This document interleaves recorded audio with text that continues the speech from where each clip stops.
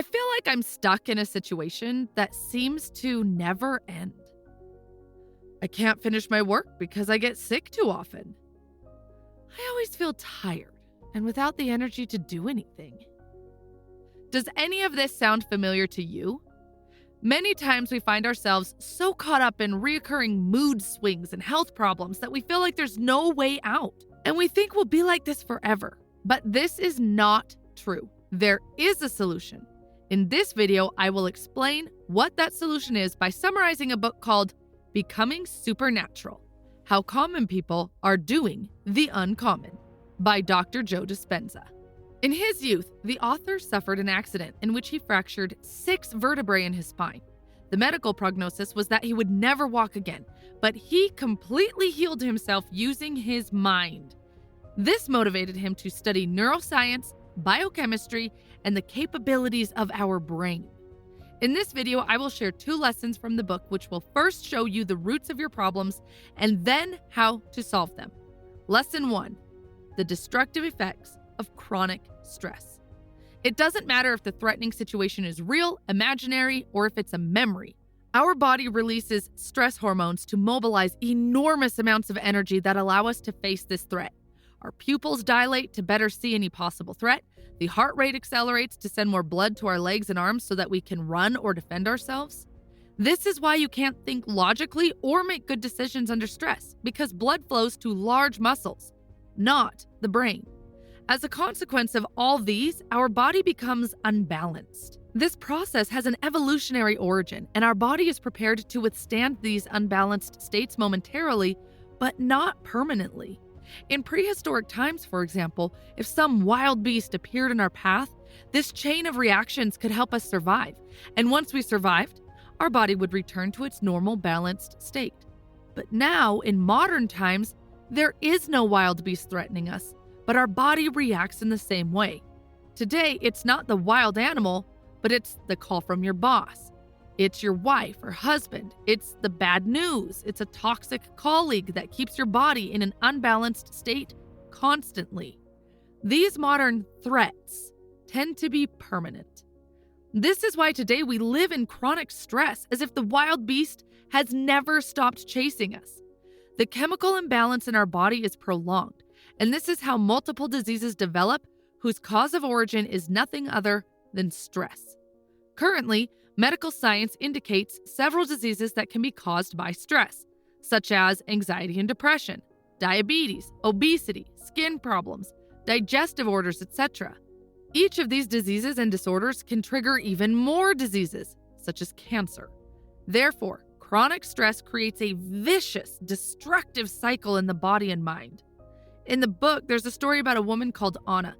One day, Anna received the news that her husband had passed away. She plunged into stress and didn't recover for a long time. Every day she relived that sad moment over and over again in her mind. Since our bodies don't understand the difference between the memory and the real event, each memory triggers the same biological effects as if it was happening in real life. Anna, unaware of this, was basically making her body and mind live in a past negative state. Soon, Anna began to get sick. She was first diagnosed with several illnesses related to the immune system. Then her emotional and physical condition worsened, and she was diagnosed with cancer. Anna was triggering her own stress by thinking about her problems over and over again. Her own thoughts were making her sick. Chronic stress not only ends up generating severe physical and mental illness, but also produces new negative thoughts in an endless and destructive cycle. This cycle is a sign of being trapped in the past. A lot of us are just like Anna.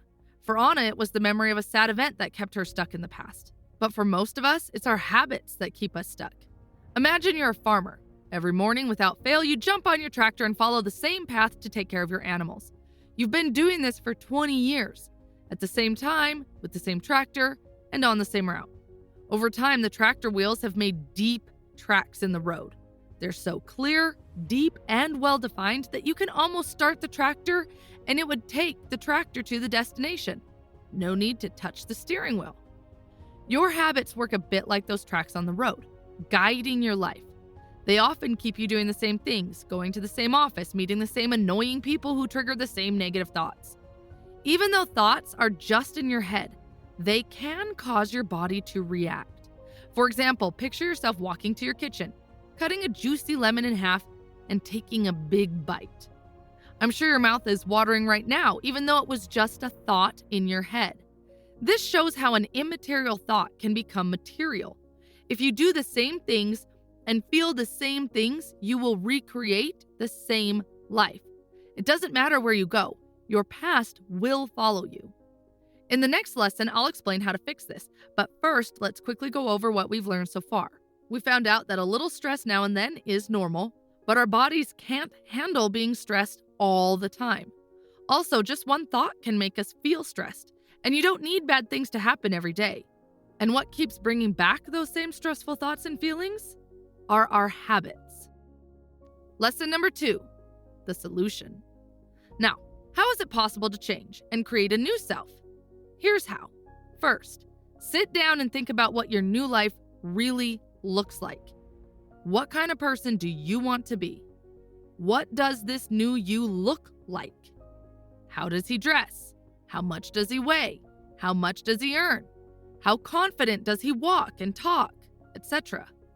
Second, every morning before you do anything else, disconnect from everything and meditate. Once you're in a deep meditative state, start rehearsing your new life in your mind. When you rehearse it over and over again, you create new neural connections in your brain.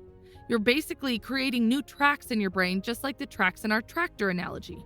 Over time, your visualizations will feel so familiar that you'll be able to maintain that new state of being during the entire day. The internal world of the imagination carries the same weight as an experience in the external world. For example, researchers at Harvard University did a study with people who couldn't play the piano. They split them into 2 groups. One practiced playing physically, and the other only imagined playing. After 5 days, brain scans showed that both groups had big improvements in the brain area that controls finger movement, even the group that just imagined playing. The mind is so powerful that you can even rewrite your DNA. We used to think that genes caused disease, and we were at the mercy of DNA. It's genetics was repeated over and over again to explain the inexplicable.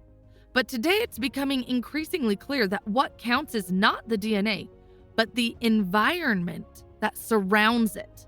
This means that we are not what is written in our genes, and we can change them. What is even more shocking is that the modifications you do today will pass on to your children and grandchildren. Genes are not your final destination. Thanks to epigenetics, a relatively new branch of science, we know that it is not the genes that cause disease, but the environment. The environment activates our genes in ways that lead to diseases. Not only the external environment, but also the internal environment of our body. This means that even if you inherited a genetic disease, it will not appear, and you will enjoy good health if there is nothing both in the external environment or in the internal environment that triggers it. Your thoughts and emotions play an essential role in the stimulation of genes. Just by changing your thoughts, feelings, emotional reactions, and behaviors, you are already sending new signals to cells to make changes. If you want to understand the importance of the environment, then imagine you cut your finger while cooking. Your body will start healing it right away. But if you don't keep the wound clean, in other words, if you don't provide a suitable environment, then it might get infected and become a serious problem. Similarly, our minds can heal from negative experiences, but only if we give them the right environment. Thanks for watching.